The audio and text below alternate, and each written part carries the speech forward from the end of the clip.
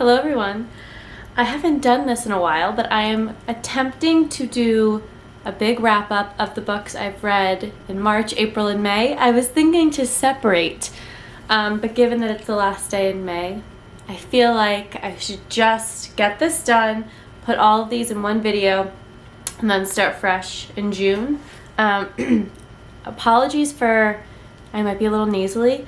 I'm having some killer allergies this year, but just for the sake of it, some of these books I read, like, I started the last week of February, finished up in March. So some of these I read a really long time ago, so I don't have too much to say in terms of a coherent review. So some of these I'll just kind of breeze through, and some of them I'll spend a bit more time on. But I thought that I would start with what I read in May, because they're top of mind at the moment. It's only 3 books, but some real gems.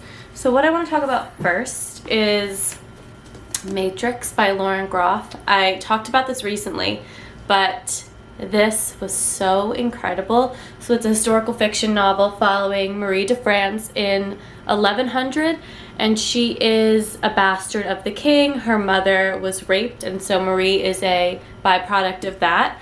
And she's kind of described in this like lanky, she's really like kind of big and bulky and apparently undesirable. Kind of, she's described in my mind, I envisioned her as like the young Brienne of Tarth.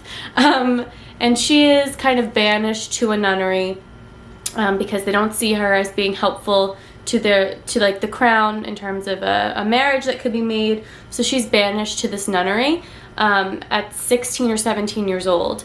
And we're following her throughout her life from, you know, a teenager all the way up until her death. And when she arrives at this nunnery, the nuns are starving. It's extremely poor. You really feel like the cold air of the nunnery. And she's given the title of prioress. So she already has more power than a lot of the nuns who have dedicated their life to this nunnery by birthright. So there's like resentments building up. And essentially this book is about Marie taking kind of the lot that she was dealt in life and building this empire of women at this nunnery. So she, after being devastated, being sent there, feeling trapped, feeling isolated, she dedicates her life to these women and to her sisters. And she physically constructs almost this maze labyrinth to make the nunnery impregnable. She basically becomes like the queen of this nunnery. She starts giving mass, she starts hearing confession, a lot of things that she's not supposed to do, but because she's so beloved by these women, she gets away with it. And it is really about this woman growing into her power, kind of taking what resonates in the religion, leaving what doesn't. And there are these really awesome visions that she has that are actually from, or she sees visions of the Virgin Mary and how that kind of sets her off on a new path. Another layer of this book, it's lusty. There's some relationships that are going on specifically with Marie, but also with other women. But it was incredible. It's really like this badass woman. It's queer, it's medieval. They're in this like huge labyrinth, this island of women. And I absolutely loved it. I was completely enamored by it. I would highly recommend. This is like right on my alley, and I'm so glad that it stood up to all the incredible reviews I heard about it, because you never know. But this was like 10 out of 10.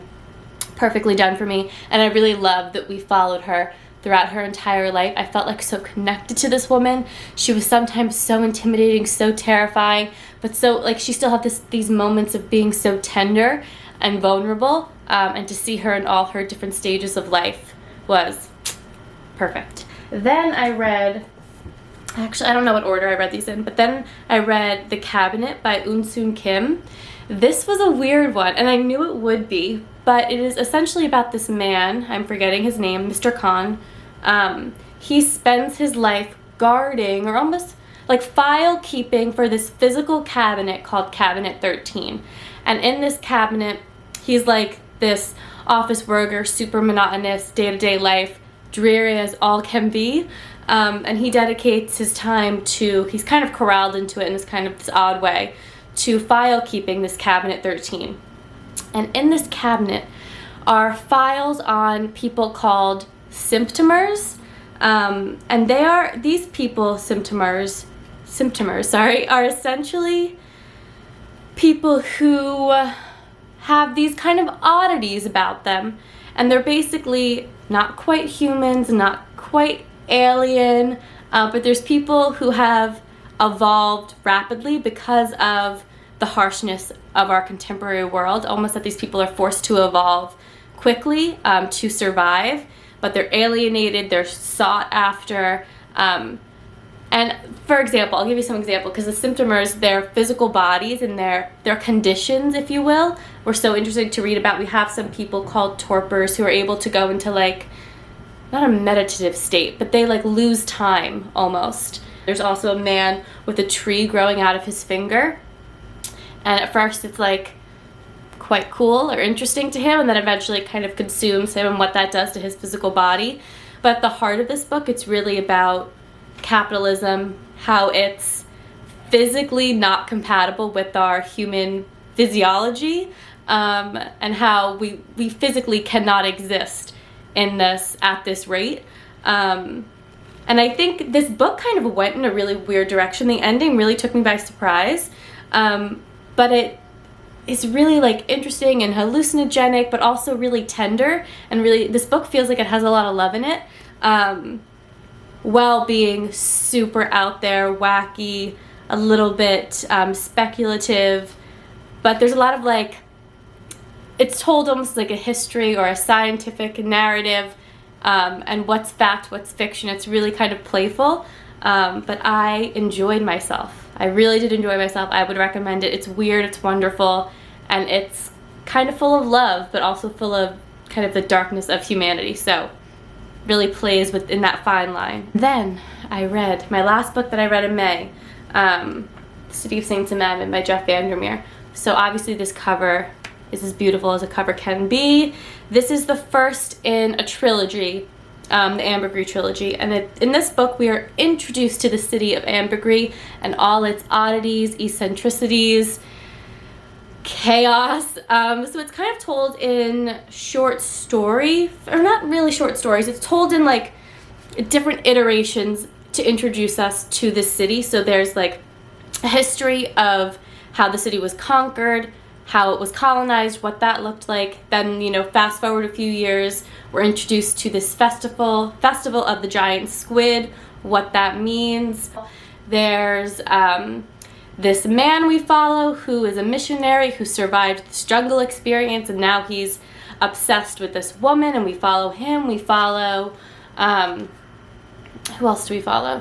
We see kind of this celebrity figure who is beloved but also super divisive, and he kind of represents the fanfare of Ambergris. So it's a lot, and really this book, I have to warn you, it is largely told in footnotes, which, and when I opened it I was like, oh no, but it's so engaging and so interesting that it sometimes feels gimmicky, but I think it really stands up kind of in that weird speculative world building, and it doesn't really feel gimmicky. It feels smart, it feels really unique, and this book was written, or this trilogy was written before The Southern Reach, before Born, and there's like this one specific story of the history of Ambergris and how it was colonized and what that looked like, and how the nature of Ambergris fought back. And there were so many nuggets in there that like became the Southern Reach and became Area X and that lighthouse, tower, tunnel, whatever you want to call it. There are so many like gems. I'm like, oh, that's where he got that, and that's where he like expanded on it, and that all makes sense. In this world, well, the backdrop, the chaos of this city, there's also the play on this fungus that kind of invades spaces. It's a little bit odd. You don't really know, are people making this happen? Is this fungus in the air having something to do with it? It's a little bit odd, but there's also this group of beings called the mushroom caps. No, wait, what are they called? The gray caps. And they are like little mushroom beings. And they are so cool to read about. I'm so excited to read the next one. I just had a blast with this. Like, it was super, super weird, and some stories or histories or whatever you want to call it were more engaging than others. But overall, like, VanderMeer is a pro at making a world, giving it like its driving factors, like why are we here? What's pulling these people, these beings to act this way? And what's the backdrop of it? I really liked it. I'm so excited to read the next two in the series. And I love him dearly, so I'm glad he does not disappoint. Those were my May books, and now we are about to go back in time to March and April, which I'm gonna do my best, guys, but I don't have such good notes on these because I was unwell in March. I talked about this before. I feel like I reviewed it in my Over Coffee video. I'm not sure if I really did it justice, but in March I read Black Leopard, Red Wolf by Marlon James. Incredible. Like nothing I've ever read before. This is a high fantasy-ish novel set in like this African landscape. The characters are so incredible. The book is insanely chaotic, disorganized, hallucinogenic, exhausting, violent, but the writing in this like challenged me more than anything I've read. And I don't even know how long. I think the writing in this challenged me more than anything I've read. But I'm so glad I persevered. I pushed through. The most rewarding experience. And I just can't sing this book's praises enough. I loved it.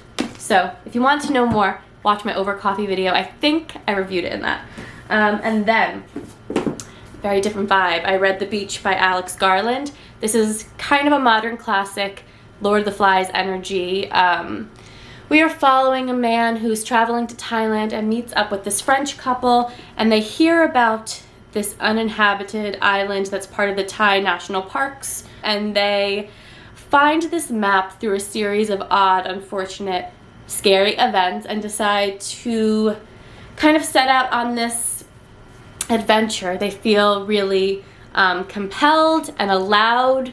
They just feel like they grant themselves a lot of permissions in this book, and that they're taking on this great adventure in Thailand. And when they get to this island, it is not uninhabited. There's Thai people. There's also a lot of white people who have kind of made their own resort. They feel like they're doing something unique, never done before. And as you might imagine, in that Lord of the Flies vein, things seem a utopia. And, you know, that does not last. This was like, it's like a thriller. It was super, super fun to read. I couldn't put it down. It was like super easy to read. And that's not to say that there's not layers to this book, but I think when you read it, you could just read it at face value at the same time. But there's also like the way that the West, you know, feels entitled to these places and to like as vacation goers or travelers, and how, you know, we feel really entitled. And it's really dark and interesting and really tangled and messy. I genuinely enjoyed it. It was interesting. It was engaging. I don't love the dreamscape parts where our main character has these visions. I don't love that. That's just like a little gimmicky and annoying to me.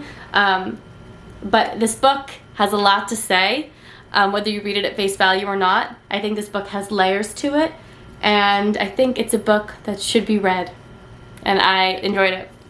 Then I read Harrow by Joe Williams, which I wish I had more to say about it, because this was sent to me by my beautiful friend Jess. But I read it at a time where I was like not doing well, so I honestly have barely any memory of it. It's like a apocalyptic book about a girl, Kristen, whose mother dies. She's at this boarding school. She leaves the boarding school. She finds this oasis of elderly people, and I don't really know what happens. I obviously was not super invested, but I don't really remember. But I guess that means it wasn't really for me because it didn't make a mark. But yeah, I have nothing else to say. I'm sorry. Then, last book I read in March is A Ghost in the Throat by Doireann Ghriofa. I'm sorry, I cannot pronounce this Irish name and I'm ashamed of myself. This is a book about motherhood, madness, and it was really, really good. This is like the most Irish novel. So we are following a woman who is obsessed with this woman from many centuries ago who, when her husband died, she was so consumed and obsessed she drank his blood. And our current day mother becomes enamored by her story, obsessed, wants to write this woman's history. She does all of this research. She's super methodical. And it's essentially about our current day mother feels like my life is so small and I don't live in these passionate kind of ecstasy induced brain waves, and she wants to know why she's lost that. And this woman inspires her. So it's kind of this bond of women through place and time, motherhood, what it's like to have a partner who consumes you. At some points we go into, what's her name? There's a woman many centuries ago who she finds these texts about her, and sometimes we go into that history a little bit too much, and that becomes a little bit like stale and kind of boring. When we get back and find these women entangled in time, it's really, really good. So that's A Ghost in the Throat. Pretty spectacular cover, so I enjoyed it. Then, April. I read A Tip for the Hangman by Allison Epstein. I mentioned this in my most recent video. This is a historical fiction novel. We're following a man named Kit Marlowe, a playwright, and kind of this jester character in history. And he is kind of brought into the fold of spying for the queen and finds himself in a lot of really dangerous, scary places. Good things about this book: it was queer, it was interesting, it was one of my favorite time periods to read. Bad thing about this book: being a spy for the Queen of England and putting yourself between like this Catholic Protestant conflict should have been like super high stakes, super exciting and terrifying, and it really lacked kind of all of that. It was not engaging or exciting.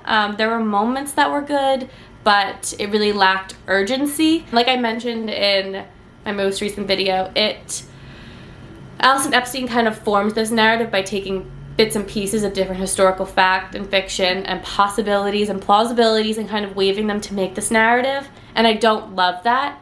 She kind of took a few things that had happened decades before and brought our main character into that to make it, to build the story, and I don't love that. I think make it fact, make it fiction, find something that has plausibility. Maybe we'll never know, but lean into one version of the story. But I didn't love twisting different timelines and different characters, real people.